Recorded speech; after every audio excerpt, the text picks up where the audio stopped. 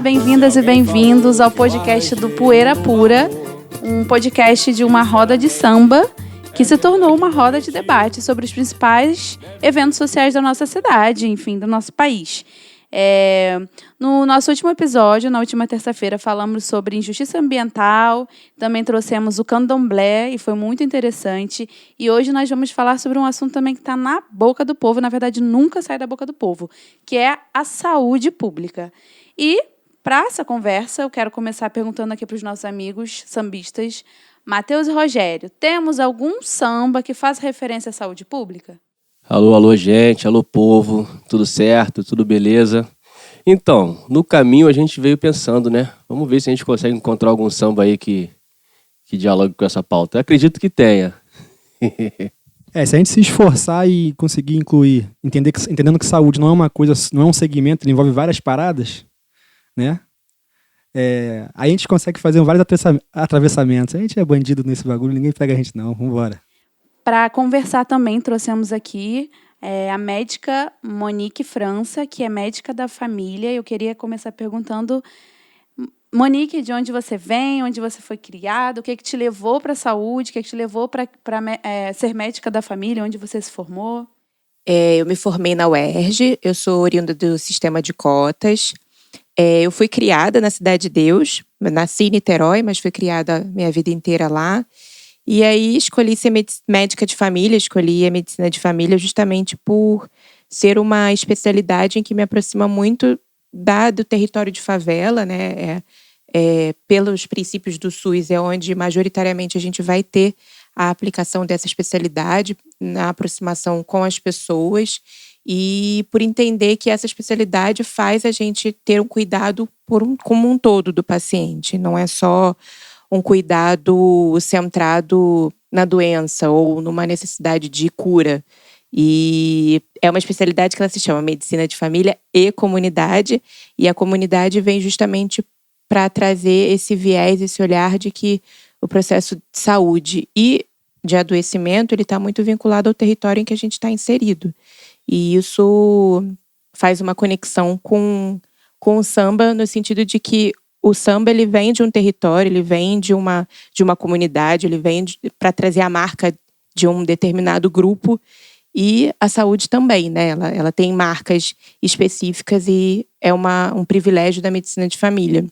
A Monique já trouxe essa reflexão, essa conexão da saúde com o samba e eu queria ouvir de você também, Rogério. Que conexão você encontra entre os dois? Então, o samba sempre inspira cuidado, né? Cuidado com o próximo, cuidado com quem está ali com você, com quem está trabalhando com você. E é bem importante porque a gente, como sambista, que proporciona aquele momento de lazer, aquela distração, a gente não para de trabalhar, na verdade, né? E para muitas pessoas que fazem jornada dupla, né? Eu sou um exemplo disso, então é trabalho em cima de trabalho.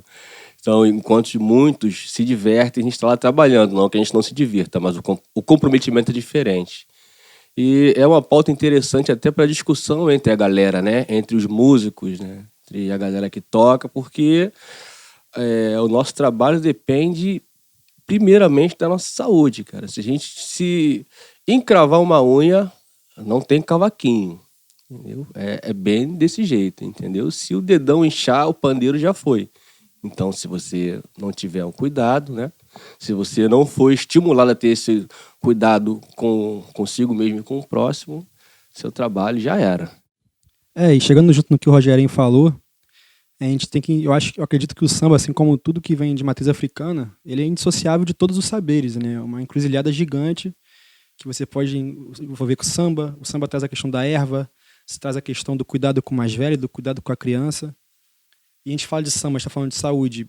A gente pode falar saúde física, saúde mental, saúde financeira, né?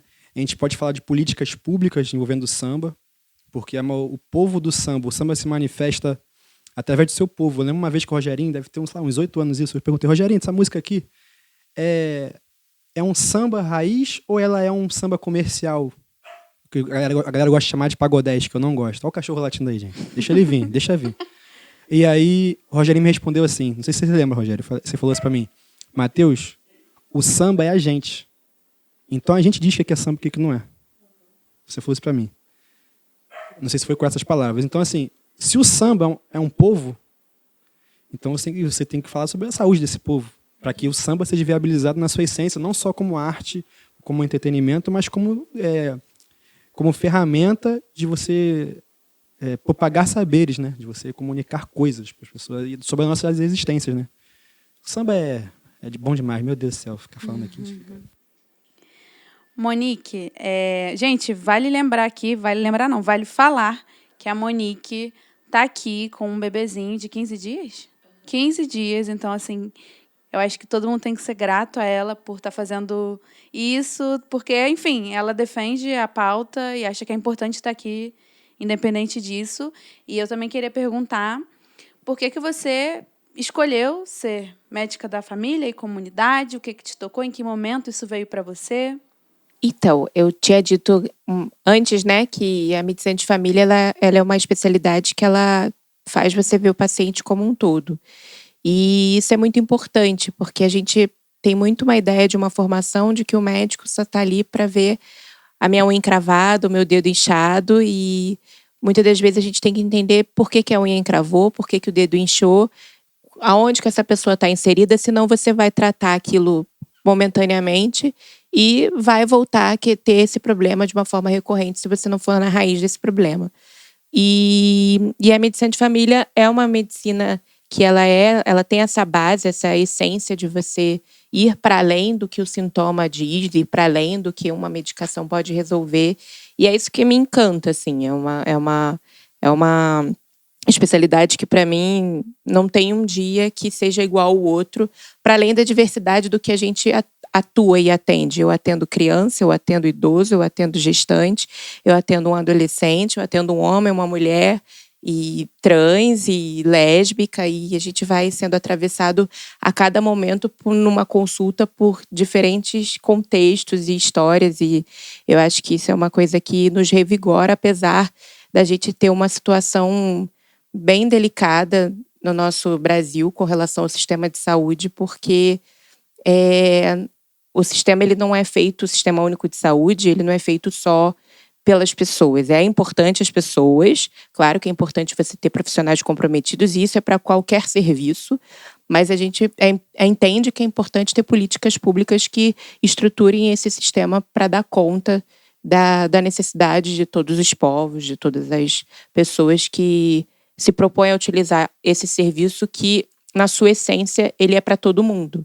Ele não é para pobre, ele não é só para as pessoas que não podem pagar um plano de saúde, ele é para todo mundo. Inclusive, a água que você toma banho, ela só é possível, tirando o nosso fatídico momento SEDAI, porque existe uma vigilância do SUS, existe uma vigilância do nosso sistema de saúde para poder garantir que a água que você toma banho, que você bebe, esteja dentro daquilo que é considerado ideal ou não.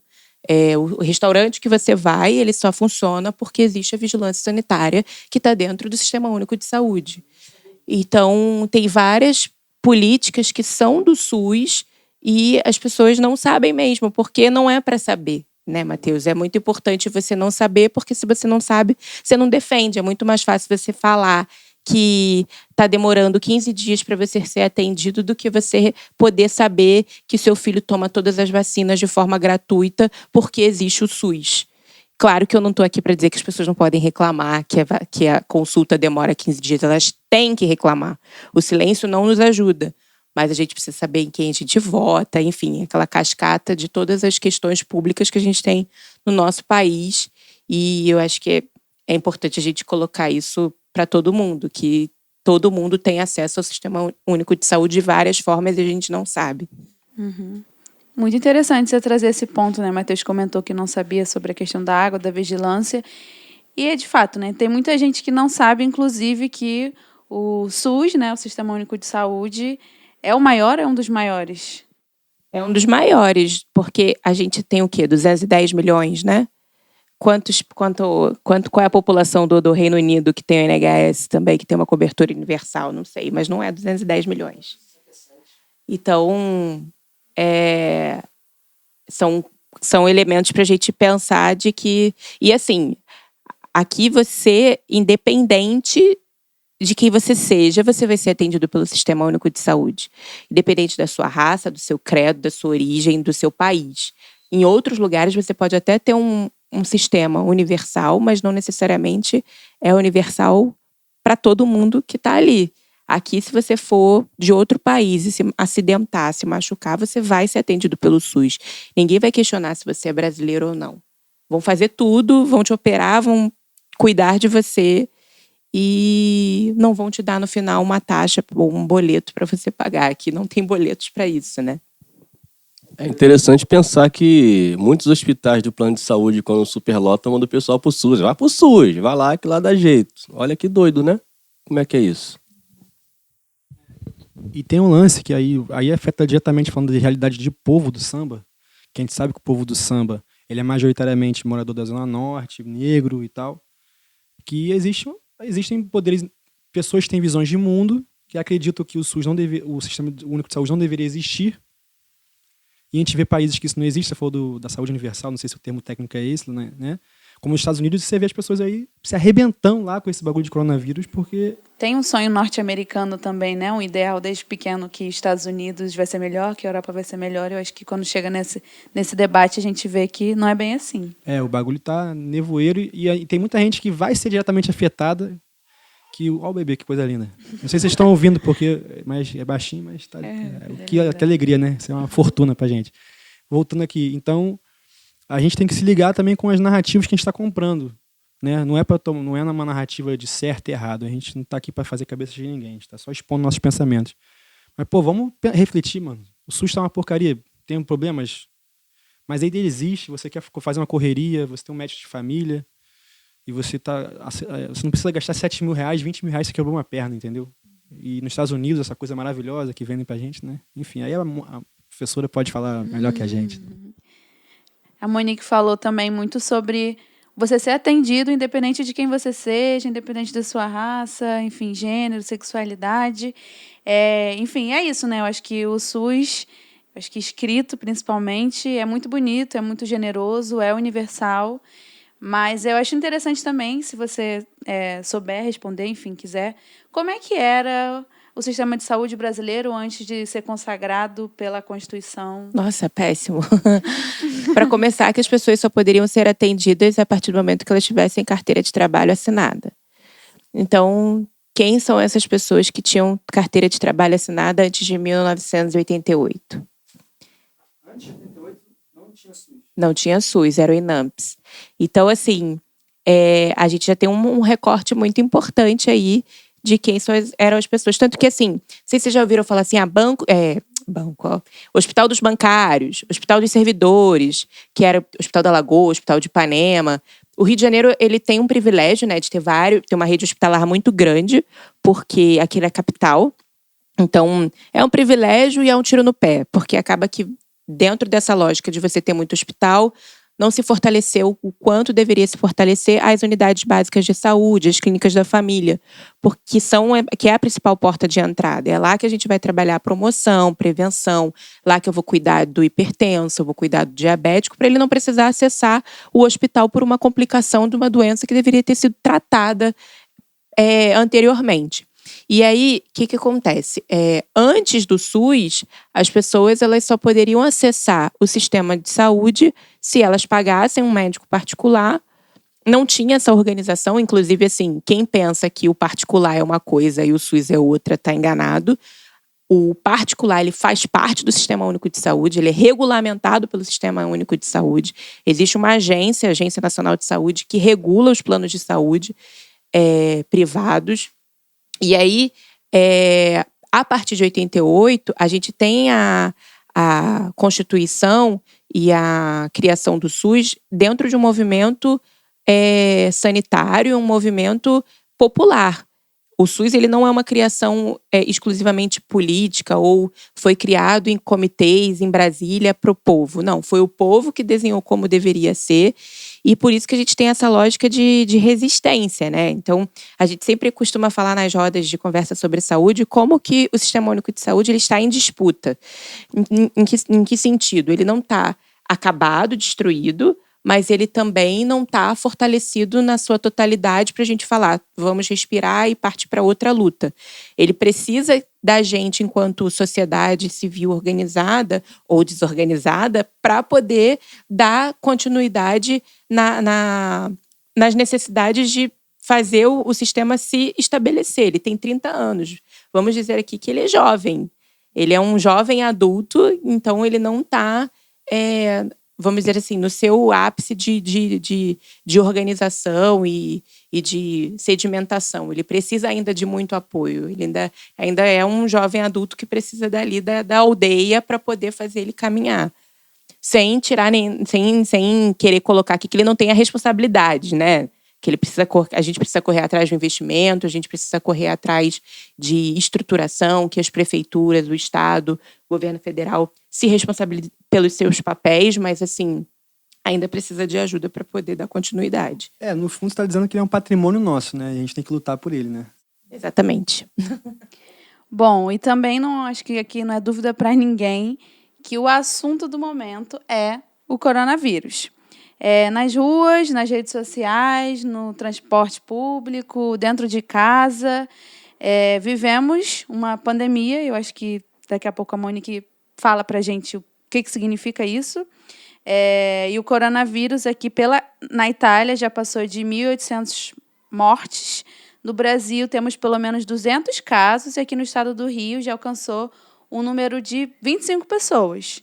Inclusive, hoje pela manhã, a gente teve a confirmação do 25º infectado. Pauta quente. Jorge Jesus acabou de ser... O Jorge Jesus, o técnico do Flamengo, acabou de ser diagnosticado com coronavírus.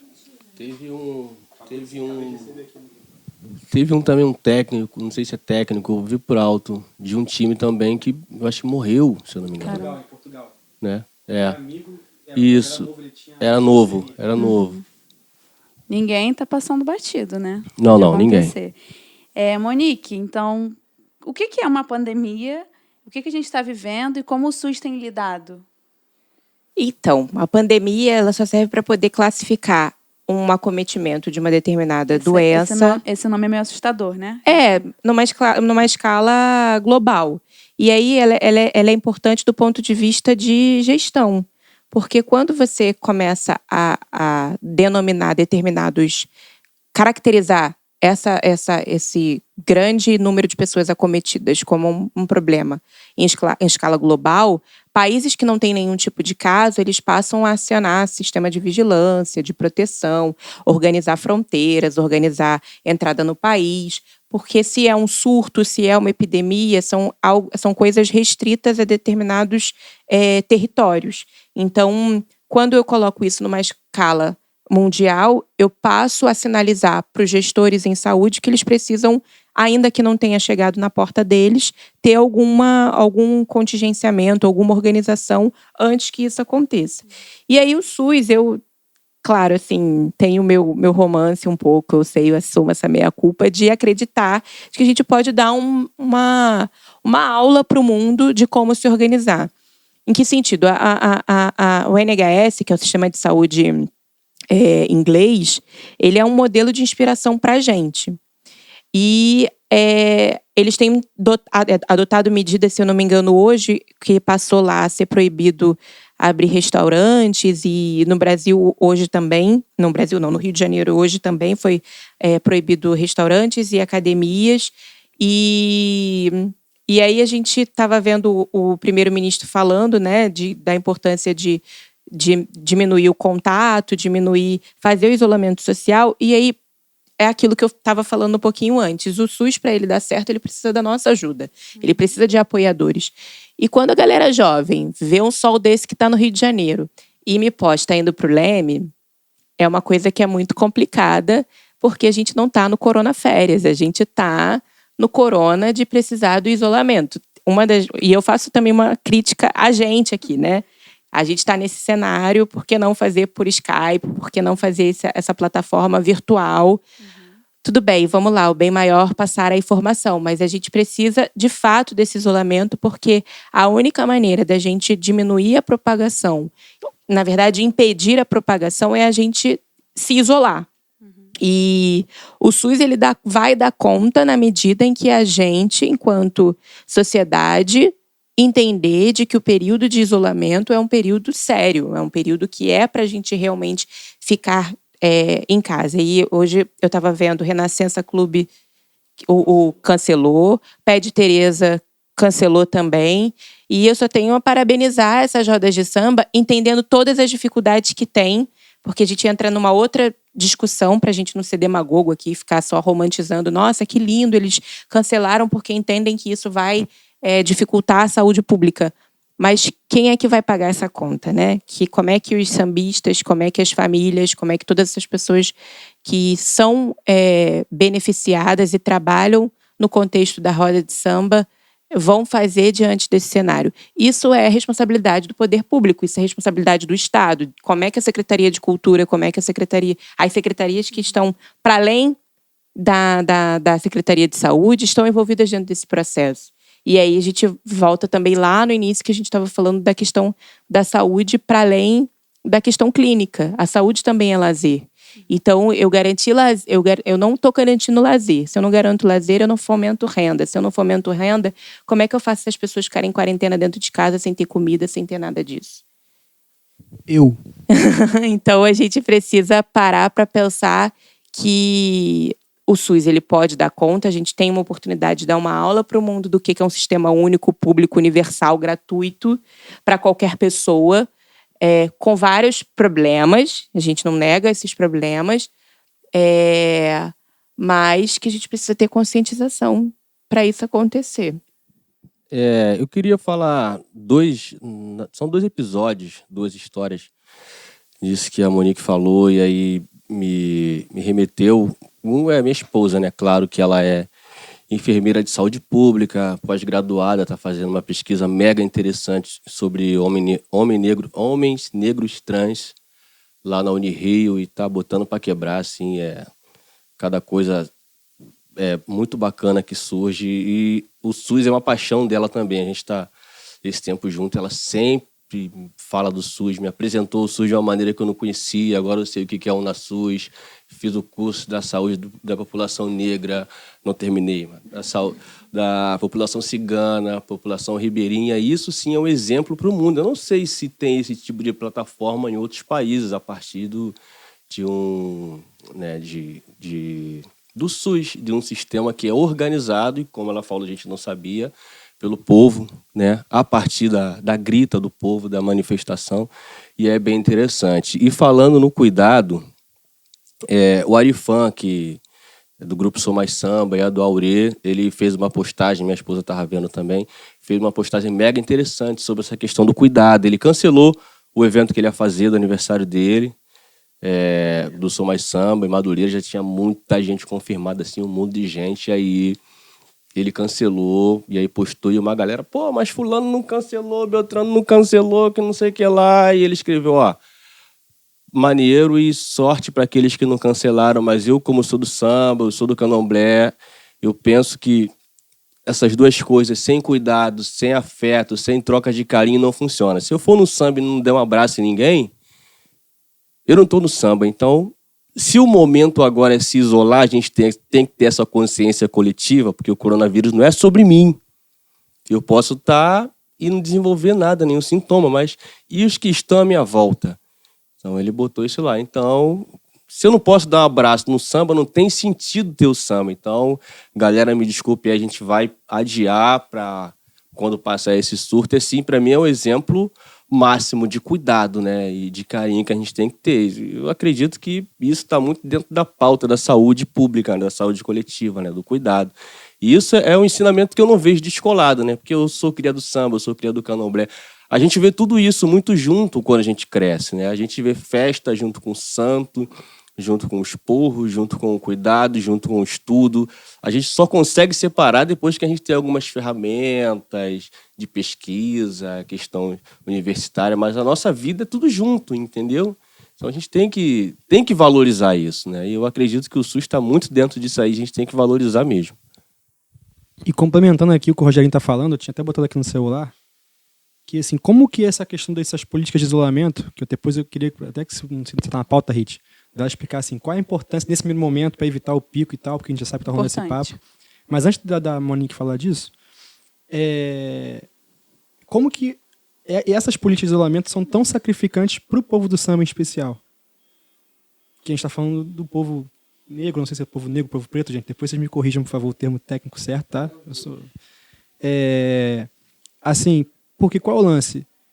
É um modelo de sociabilização que envolve abraço, envolve aperto de mão, envolve estar junto, envolve resolver problemas juntos, envolve o corpo, né?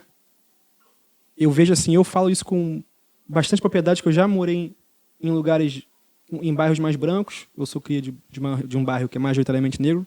Já morei em bairros brancos. Assim, o isolamento natural das pessoas nos bairros brancos é natural.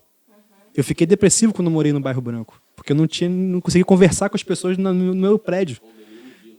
Eu não conseguia fazer churrasco. Eu não conseguia ter resenha.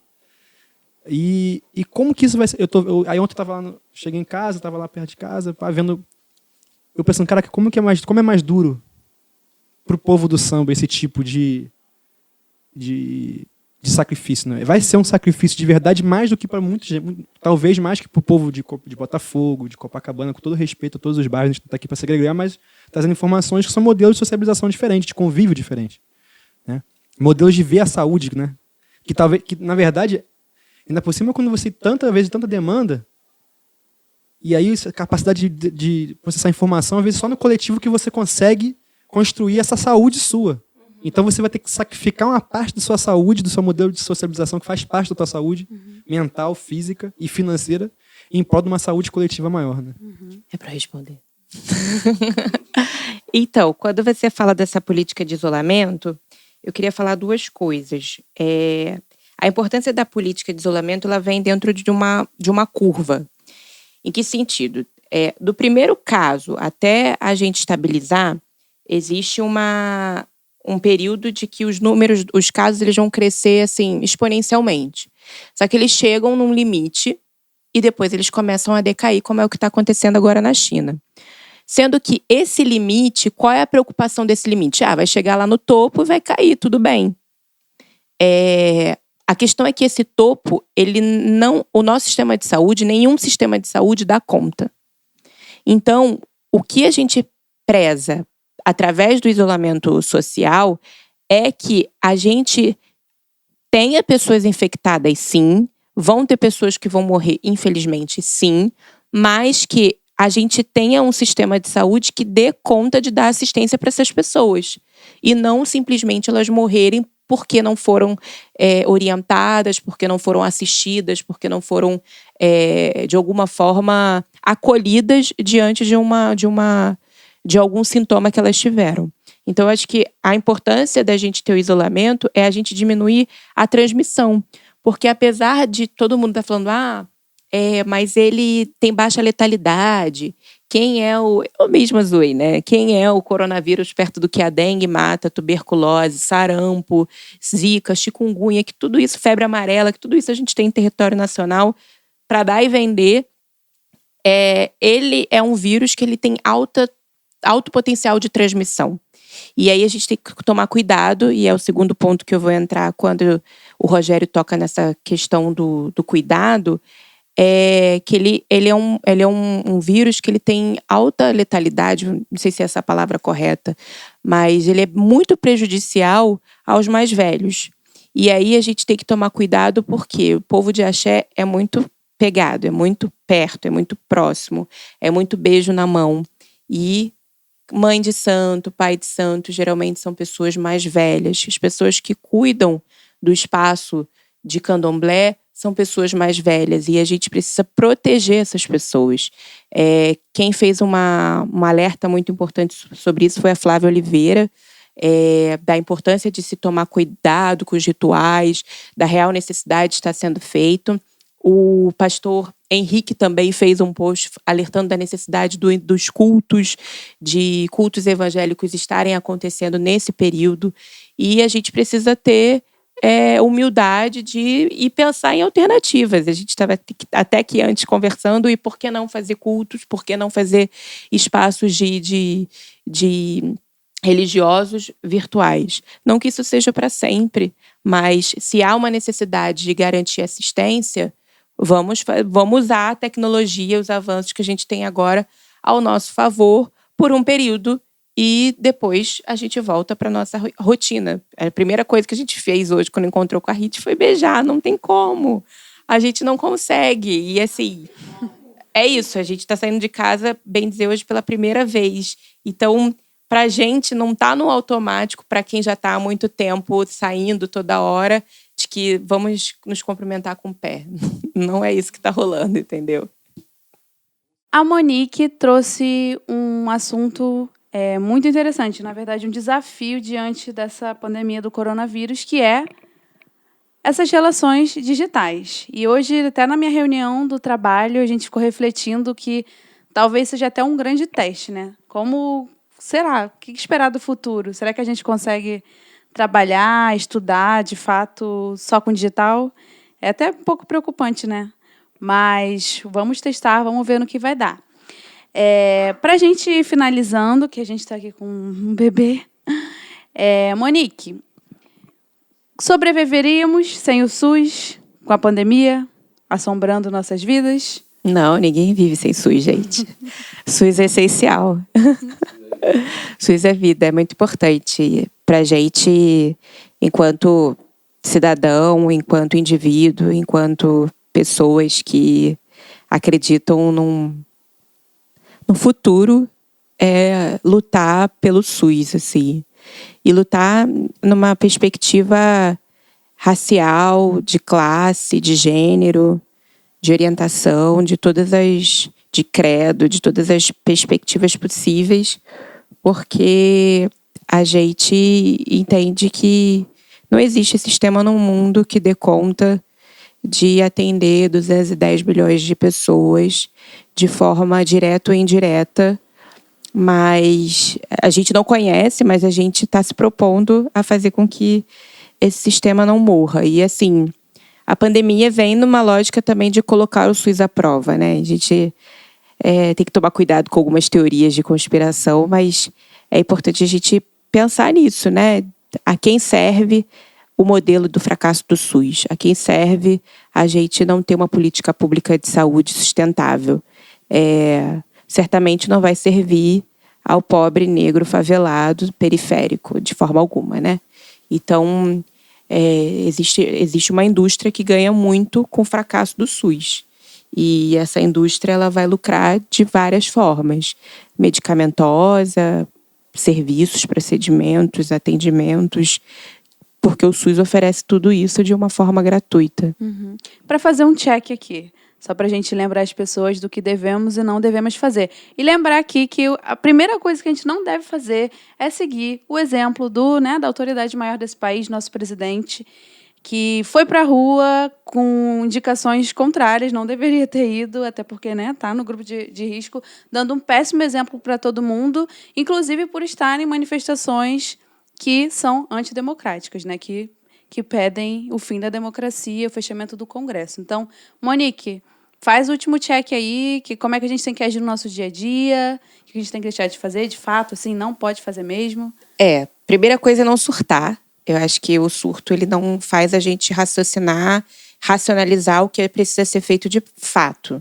Então, ter consciência, obter informações. No site do Ministério da Saúde existe um aplicativo gratuito para Android, para iPhone, sobre o coronavírus. Quando você entra, a primeira coisa que o aplicativo pergunta é se ele pode descobrir a sua localização. Então, ele vai te dizer os postos de saúde mais próximos que você pode buscar no caso de ter algum tipo de sintoma.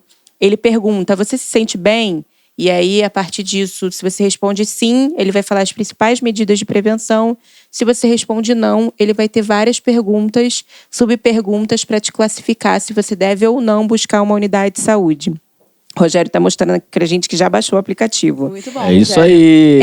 Não seja egoísta, então a gente não precisa correr para os supermercados, fazer estocagem. A ideia de você ter compras dentro de casa é você ter comida para passar esses próximos 15 dias. Se você é uma pessoa que tem o hábito de almoçar na rua, se alimentar na rua, mas não para estocar. A ideia não é essa. máscara para profissional de saúde ou para quem está contaminado. Se você não está contaminado, não é para você usar a máscara. Até porque você usar a máscara, se você não usar de forma correta, aquilo dali pode ser um ambiente, uma colônia, para poder crescer mais vírus, bactérias e você criar problemas que você não teria se você está saudável. Então, há indicação para poder você usar, lavar as mãos, sempre que possível. E aí tem vários vídeos na internet de como lavar as mãos, não esquecer de lavar as unhas. Tem uma forma de você lavar as unhas, é como se você estivesse coçando a palma da mão em movimentos circulares, lavar o dedão, esfregar uma mão sobre a outra, para poder você higienizar a parte de trás da mão, esfregar uma mão contra a outra também, lavar o punho. É muito importante, né? Você não deixar de lavar o punho, que é onde a gente mede o pulso, são coisas diferentes. E obter informações em sites que sejam reconhecidos como sites corretos, não passar fake news, não ficar passando, toma chá disso, toma chá daquilo outro, faz aquilo outro, que não se sabe se de fato tem algum efeito de melhora. Aqui a gente não está dizendo que o que a mãe diz, o que a avó diz não é para ser feito, mas a gente está querendo que as informações sejam repassadas de maneira responsável e consciente. E aí, a partir disso, a gente vai impedir que a gente esgote o sistema de saúde, esgote os profissionais de saúde e entre num colapso que é o que a gente tem visto em países na Europa, que o sistema de saúde, apesar de todo o dinheiro, apesar de toda a potência econômica que eles são, não tem dado conta porque não tiveram um sistema de vigilância e de cuidado nesse período de início de transmissão da doença. Uhum. E além de todas essas indicações fundamentais da Monique, tem uma outra que está até viralizando na internet, que é Defenda o SUS. Sim. Rogério e Matheus, façam suas considerações finais. Primeiramente, eu agradecer a Monique, né, pela essa aula, pela família dela, o Douglas também está aqui, Pacotinho. Maria Luanda. Maria Luanda, pô, o nome bonito. Coisa linda. Trazendo um pouco pra gente relaxar um pouquinho o humor, assim, já tô fazendo aqui, tô convocando uma corrente de oração em prol do Jorge Jesus, porque o Flamengo não pode ficar seu velho, cara. O cara é grupo de risco, pelo amor de Deus, gente. Jorge Jesus, fica na moral aí. Tamo contigo, meu compadre. Vai dar tudo certo. Mas o Flamengo vai dar uma pausa de jogo. Vai dar uma pausa. Falando em pausa, eu queria fazer uma consideração final perguntando pra Monique uma parada. Monique, pra gente homem, Rogerinho, que a gente é metido brabo, eu bebi água de valão, bebi água de Maracanã, cacei rolinho pra fazer farofa, fui baile de corredor, tomei banho em valão, soltei balão, já fugi de tiroteio, isso aqui lá. Tudo isso, você está imune ao coronavírus, sim ou não? Não, né, meu bem? Então se cuida, família, pelo amor de Deus. Vai, professor, é contigo. Até porque o coronavírus é novo. Esse negócio de baile de corredor, valão, isso é bem velho, né? Foi bem imunidade para outras coisas. Pois é. Enfim. Eu ia Rogério, falar uma parada aqui, mas não vai rolar, não. Samba? Lembrei, Boa. cara. Lembrei, sim. Conta pra Lembrei. gente até. É um samba do Biussá e do Edson Cortes. E tem uma passagem interessante, porque o samba, além de contar ficção, fazer romance, ele lidar com o cotidiano e com os problemas do cotidiano. O Dinho, na época, estava passando por umas questões de saúde, né? Descontrole, colesterol, diabetes, essas coisas. Aí o Binho, pô, pai, vai lá no saúde. Não, pô, pai, só uma queimadinha, pá, não sei o que lá. Aí na semana seguinte o Binho chegou com o samba assim, pra ele. Aí depois desse samba ele foi no médico, assim. Ele começou. Fui ao doutor pra uma visita de rotina. Eu senti uma queimadinha no peito, mas tudo bem.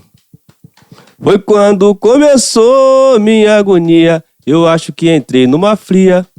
Com a dieta do doutor, ele cortou pão doce, cocada, manteiga, bombom, cafeína. Pão com mortadela é cachaça de Minas. Embaixo da pia ele mandou segurar. Presunto, costela, até queijo, presunto e moela, siri, camarão, caranguejo e costela. E na feijoada da escola não vai. Mas, doutor, o que posso comer? Diz o que posso beber. pra minha vida melhorar. O doutor falou assim: eu vou passar uma dietazinha, sem nenhuma caloria, você vai se acostumar. Peixe, alface, peitinho de frango, legume à vontade, biscoito integral e no café da tarde, biscoito integral e repete a porção da manhã. Cerveja sem álcool e refresco com adoçante, só água e nada de refrigerante. Que isso, doutor, eu não vou suportar. Simbora. O doutor cortou tudo que eu comia, me tirando as iguarias com tantos cuidados. Eu acho que o doutor é mau. O doutor cortou tudo que eu comia, me tirando as iguarias com tantos cuidados. Eu acho que o doutor é mau. De tanto ser bom, o doutor ficou mal, hein? Olha isso aí. Alô, Binho. Enfim. Porque o Dinho tinha ido no médico e aí acabou que ele achou que o doutor era mal de tanto fazer essas recomendações. Do refrão é assim: o doutor cortou tudo que eu comia, me tirando as iguarias com tantos cuidados. Eu acho que o doutor é mal. O doutor cortou. É muito, muito louco o samba, muito maneiro. Mas a gente vai estudar de novo para cantar esse pagode aí, porque é um recado. Isso foi um fato real mesmo.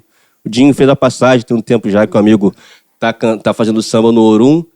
Mas eu ia muito na casa dele, a gente conversava muito sobre essas coisas e o samba levava a gente a se movimentar em certas direções que a gente não iria normalmente.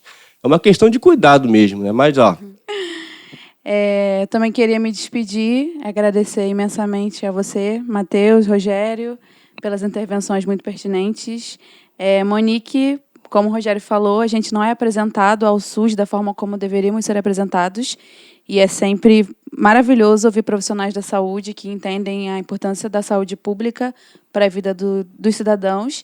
E é isso, é um recado para que a gente consiga se apropriar dos espaços públicos, dos serviços públicos, porque, de fato, eu acho que nada vai fluir bem se a gente não tiver consciente do que eles querem dizer e como eles impactam nossas vidas no dia a dia.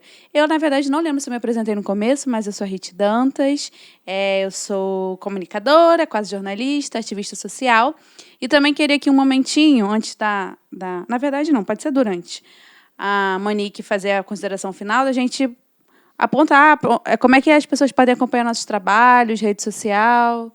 Então, digam aí também.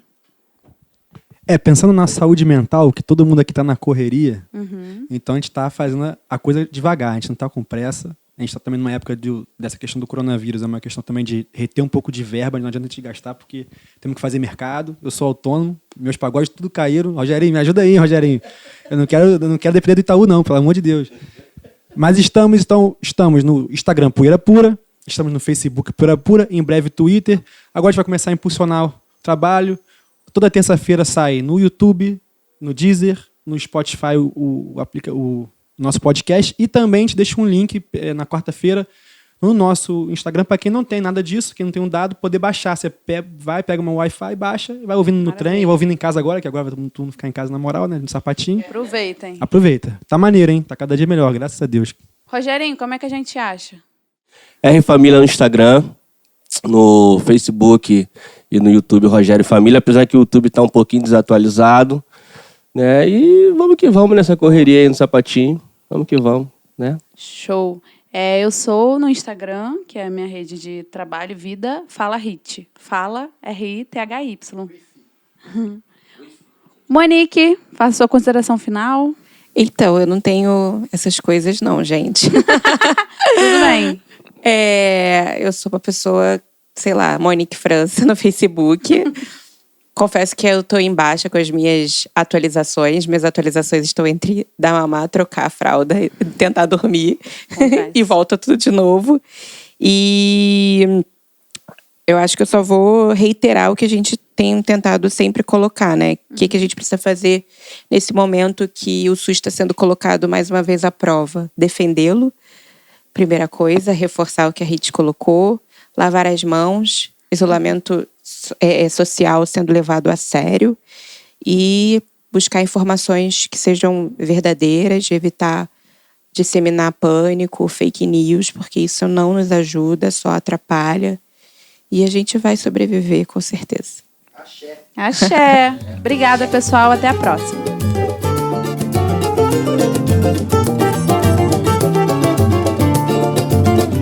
Se alguém falou que eu arranjei um novo amor, sinceramente, é verdade, não mentiu. Devem ter visto em meu semblante a alegria.